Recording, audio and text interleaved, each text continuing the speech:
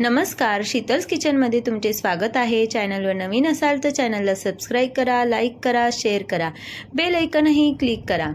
चला तर मग रेसिपीला सुरुवात करूया। आज आपण गुळाची लापशी याची रेसिपी बघणार आहोत।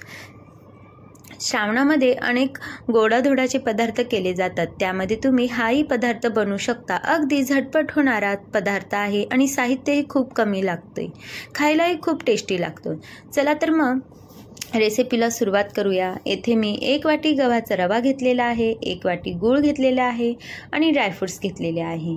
आपल्याला कुकरमध्ये 3 चमचे साजूक तूप घालून ड्रायफ्रूट्स हे थोडे भाजून घ्यायचे आहे। यामध्ये मी खोबऱ्याचे काप घातले आहे आणि ते थोडे भाजून घेत आहे। तुम्ही तुपाऐवजी तेलही वापरू शकता।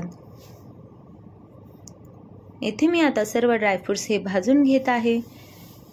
यामध्येच आपल्याला गव्हाचा जाड रवाही भाजून घ्यायचा आहे। रव्याला चांगला गोल्डन रंग येईपर्यंत आपल्याला भाजायचा आहे, त्यामुळे तो चांगला मोकळा सुटसुटीत तयार होतो।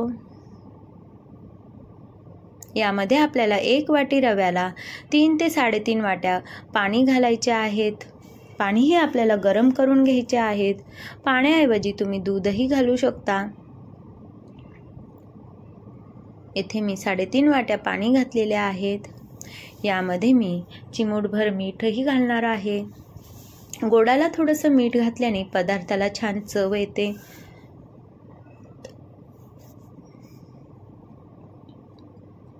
तसेच यामध्ये आता आपल्याला 1 वाटी गूळ घालायचा आहे।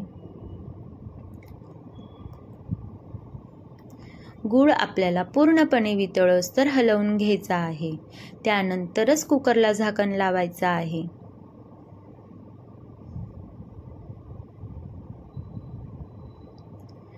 गूळ आपला पूर्णपणे वितळोस्तर आपल्याला हलवत राहायचं आहे। आता आपण कुकरला झाकण लावून घेऊ आणि चांगल्या 6 ते 7 शिट्ट्या काढून घेऊ, त्यामुळे आपला रवा हा चांगला मऊ शिजला जातो। बघा तर आपली गुळाची लापशी तयार झालेली आहे। किती छान शिजल्या गेली आहे, अगदी मोकळी सुटसुटीत झालेली आहे आणि कलरही खूप छान आलेला आहे। तर कशी वाटली रेसिपी आवडली असेल तर चॅनलला सबस्क्राईब करा।